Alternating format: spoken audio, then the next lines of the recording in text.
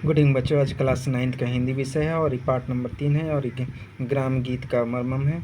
लघु उत्तरीय प्रश्न है। तो प्रश्न तक है, गृहस्थ कर्म जीवन में स्त्रियां किस प्रकार से गीत गाती है। तो स्त्रियां प्रकृति में गृहस्थ में कर्म जीवन को तथा स्वाभाविक प्रेरणा है। उससे गीतों का रचना का अटूट संबंध है। चक्की पीसते समय, धान कूटते समय, चरखा काटते समय अपने शरीर श्रम को हल्का करने के लिए तथा स्त्रियाँ तथा गीत गाती है तथा इसके अतिरिक्त कुछ ऐसे भी गीत गाती है जो भाव की उमंग तत्व में गाए गए हैं तथा जन्म मुंडन तथा यज्ञोपवीत तथा विवाह पर्व त्योहारों आदि के अवसर पर भी जो गीत गाए जाते हैं उनमें उल्लास और उमंग की ही प्रधानता होती है। दूसरा प्रश्न कि मानव जीवन में ग्राम गीतों का क्या महत्व है। तो मानव जीवन में ग्राम जीवन को तथा महत्वपूर्ण समाधान है।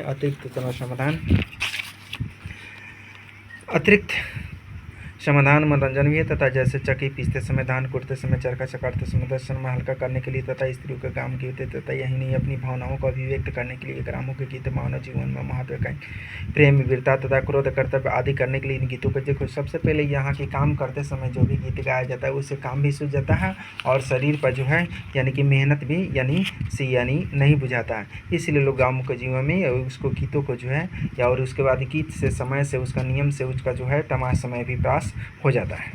नेक्स्ट है कि ग्राम गीत की प्रकृति क्या है। तो ग्राम गीतों की प्रकृति स्वतः अस्त्रयन है तथा क्योंकि ग्रामीण जीवन में स्त्रियां के तथा सन्निकट तथा गृहस्थ के सारे कर्तव्य स्त्रियां ही अधिकतर करती है। इसी कारण क्योंकि घर से लेकर बाहर तक ज़्यादातर स्त्रियां ही काम वर्क करती है।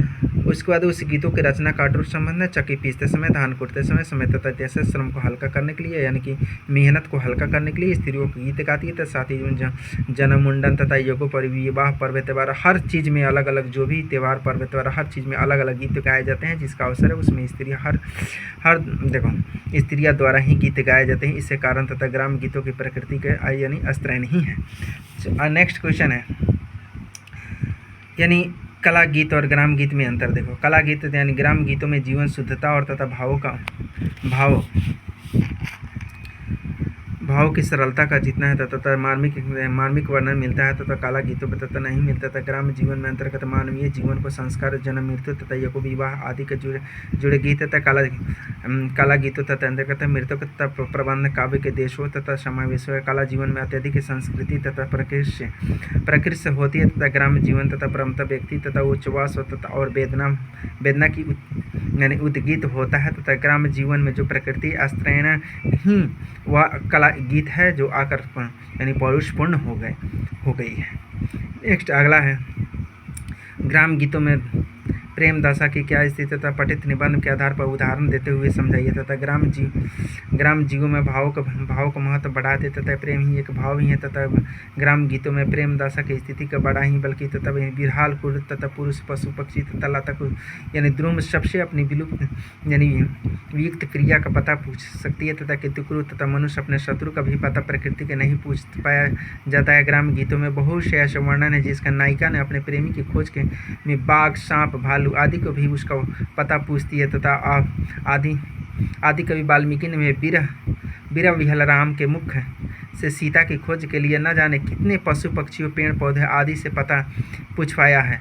प्रिय के तथा अस्तित्व की तथा दृष्टि तथा व्यापनी भावनाओं से तथा जीवन तथा जगत तथा की कोई वस्तु तथा अलग नहीं कर सकती तथा जीवन का यह उत्कर्ष तथा विकास प्रेम दशा में अतिरिक्त तथा अन्यत्र सुलभ ही नहीं है। ग्राम गीत के यानी मेरुदंड क्या था। ग्राम गीत के मेरुदंड ग्रामीण परिवेश में फलने फूलने तथा विकास करने वाले मानवीय तथा प्रकृति सुंदरता तथा ग्रामीण मान्यताएं तथा रीति रिवाज, समानशीलता, दरिद्रता आदि का भी वर्णन ग्राम गीत में ही मेरुदंड के माने जाते हैं।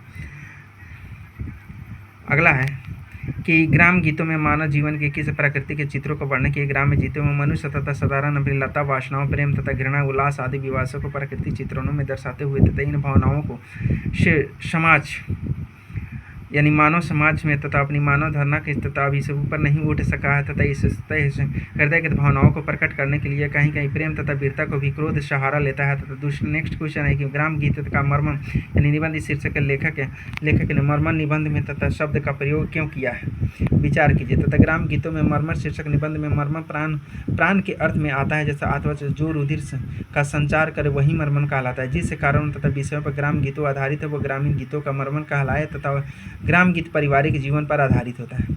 अगला है गीत का उपयोग जीवन के महत्वपूर्ण समाधान के अतिरिक्त तथा समाधान साधारण मनोरंजन भी है तथा निबंधकार भी ऐसे क्यों कहा है? क्योंकि ग्राम गीत में संभवतः वह जातीय आंसू तथा कवित्व जो कर्म कीड़ा क्रिया तालत पर रचा गया है। स्त्रियाँ प्रकृति के गृहस्थ कर्म जीवन में यानी चक्की पीसते समय, धान कूटते समय, चरखा काटते समय तथा अपने श्रम को हल्का करने के लिए तथा स्त्रियाँ गीत गाती है तथा उस समय तथा अपने अभिप्राय साधारण तथा यही रहता है कि परिश्रम के कारण जो थकावट आई है उसे उसका ध्यान तथा हटाकर मनोरंजन के चित्त तथा संलग्न किया जा सके। इसी कारण निबंधकार ने यानी गीत का उपयोग करने यानी जीवन के महत्वपूर्ण उपयोग को रूप में यानी साधारण मनोरंजन भी जिसका निबंधकार ऐसे किया है। तो थैंक यू बच्चों। और इसके बाद नेक्स्ट क्वेश्चन आगे।